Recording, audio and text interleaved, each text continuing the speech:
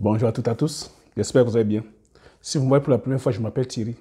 Sur la chaîne, je parle d'entrepreneuriat et d'investissement en Afrique. Car je reste persuadé que c'est en entreprenant et en investissant qu'on pourra développer notre continent. En investissant massivement sur le plan économique que le continent pourra se développer. Sur la chaîne, je valorise les produits du terroir africain. Je valorise nos mets. N'ayez pas honte de partager nos mets au restant des autres communautés.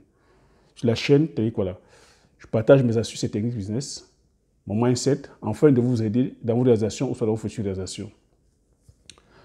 Le but de la chaîne aussi, voilà, si je suis sorti de mon anonymat il y a quelques mois, c'est enfin de venir valoriser, comme je l'ai dit, nos produits du terroir, vous partager, c'est-à-dire voilà, mes astuces et techniques business, vous montrer avec l'envers du corps. Je suis entrepreneur, je suis entrepreneur, mais pour l'instant, j'ai choisi le domaine voilà, agricole. Parce que je reste persuadé que c'est en entreprenant massivement sur le plan agricole qu'on pourra impacter le continent africain. Parce que le continent africain reste encore majoritairement 80% rural.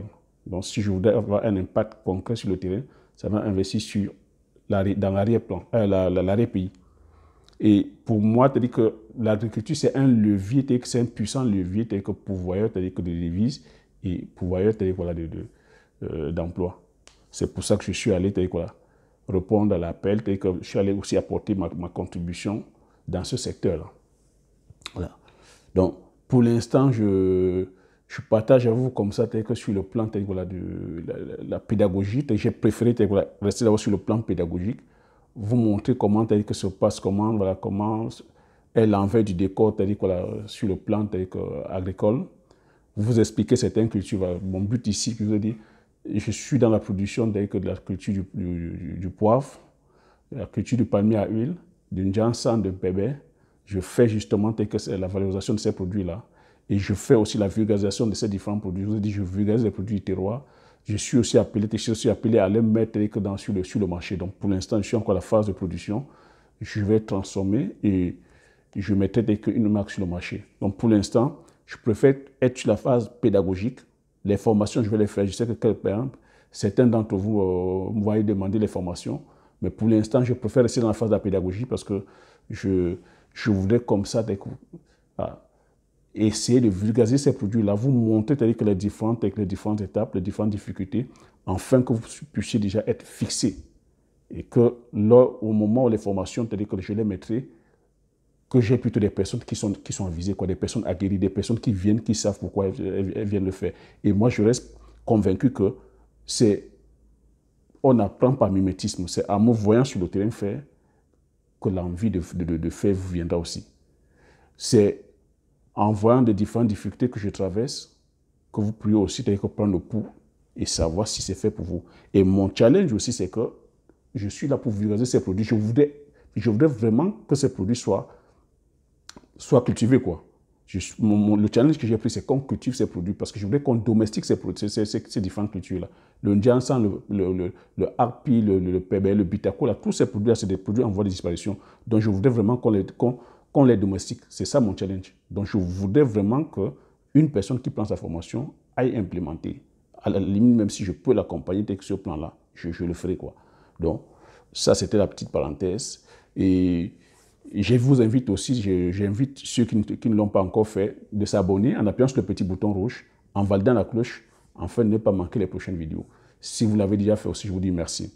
Donc, sans plus tarder, je vais rentrer dans le thème du jour. Le thème du jour aujourd'hui, c'est des questions que vous me posez à chaque fois. Le thème du jour, c'est comment commencer un business avec un petit budget. Sur tous les différents mails que vous m'envoyez, les questions que vous me posez dans la rue, c'est comment est-ce que je peux faire avec un petit budget, mais comment est-ce que je peux faire? Je suis étudiant, comment est-ce que je peux faire? Je suis salarié, mais j'ai un petit budget. Comment est-ce que je peux faire pour commencer un business? Je pense que si j'ai créé la chaîne aussi, c'est pour ça. Hein. Et vous voyez que depuis un certain temps, voilà, je n'arrête pas. C'est des thèmes comme ça que je ramène sur la plateforme. Je pense aussi que ceux qui posent des questions, c'est vrai aussi que beaucoup d'entre vous me découvrez pour la première fois. Je suis tout nouveau voilà, dans l'univers YouTube. Donc, c'est peut-être pour ça que vous avez des messages. Mais la qualité première aussi d'un entrepreneur, c'est la curiosité. Je dis merci à ceux qui sont là, merci à ceux qui ont pris qui ont pris le courage de valider déjà sur la vidéo. C'est une forme de curiosité. Je vous invite aussi maintenant à pousser la curiosité un peu plus loin. Une fois que vous avez cliqué sur la vidéo, d'aller aussi parcourir la chaîne. Parce que dans la plateforme, dans la chaîne, j'ai plusieurs idées business comme ça pour ceux qui ont des petits budgets. Et je vais encore revenir dessus et je vous invite donc cette fois-ci à aller parcourir la chaîne parce que j'ai comme ça des idées business en long, en large et en travers pour tout type de budget. Parce que je reste encore ici, là, je vous confirme que ce n'est pas le montant d'argent qui est l'élément principal pour un bon business ou pour débuter un business. Je vais peut-être vous choquer, ça va peut-être vous paraître bizarre, mais ce n'est pas l'argent. Ce n'est pas l'argent le principal élément moteur. Si c'était l'argent, je ne serais pas là où je suis aujourd'hui. Si je vous donne le montant depuis 7 ans, les montants que j'ai mis, je vous ai toujours dit, même moi-même, si on m'avait donné le montant au départ, je n'aurais pas peut-être commencé. Donc, ce n'est pas le montant qui prévaut. La chose qu'il faut déjà, la première chose, ou le premier investissement, je vous ai toujours répété que c'est sur vous-même. Le premier investissement tel que d'un investisseur ou d'un entrepreneur ou d'un businessman ou d'une businesswoman, c'est l'investissement sur soi-même, sur ta personne. Quelle est l'expertise que tu as? Quelle est la connaissance que tu as? Donc, si tu as une connaissance, c'est déjà le premier investissement, c'est la connaissance. Si tu n'as pas la connaissance, va te former, achète des livres, entoure-toi des experts. Investis d'abord sur ta connaissance, sur ton expertise. Parce que c'est ton domaine, c'est ton domaine, c'est le marché, c'est le domaine sur lequel, ou je sais pas, c'est l'expertise que tu détiens qui pourra impacter, c'est-à-dire que ta réussite. Voilà. Donc, une fois que tu as une expertise bien faite, l'argent, c'est-à-dire que pour moi, l'argent vient, c'est-à-dire que l'argent vient au second ou même au troisième plan. Je vais te demander maintenant cette fois-ci, si tu as l'expertise, de te rassurer qu'il y a un besoin sur le marché. Vous m'entendez toujours dire ici que l'expertise, c'est peu importe l'expertise. Hein. Tu peux être pâtissier ou pâtissière, tu peux être jardinier, tu peux être informaticien, tu peux être agriculteur, tu peux être mécanicien, tu peux être comptable, tu peux être avocat, peu importe ton domaine d'expertise, une fois où tu sais que tu es calé, tu as la connaissance de ton domaine d'expertise, tu peux utiliser maintenant les effets leviers. Avec un petit budget, tu peux utiliser les effets leviers. Et vous m'avez toujours entendu dire ici qu'il faut avoir une grande vision, mais commencer petit. Donc le problème maintenant, c'est de t'asseoir, savoir exactement quel est le service que tu vas apporter. Moi, j'ai toujours entendu dire que où est-ce que tu vas aller et quelle est la personne que tu veux devenir. Donc, qu'est-ce que tu attends? Qu'est-ce que ta société ou quelle est la compagnie, la société ou le business que tu veux monter, qu'est-ce que tu attends de ton business? C'est quoi, c'est-à-dire que c'est quoi le capital? Parce que quel est l'objectif que tu attends du business? Parce qu'il ne faut pas dire, je commence là, j'essaie. Non, tu peux commencer petit, mais finir avec un capital au bout de 5 ou de 10 ans de 10 millions. Tu peux commencer avec même 1000 euros et finir avec un capital de milliards. On a vu Mark Zuckerberg. Mark Zuckerberg, au début de Facebook, il n'avait même pas la mise de départ.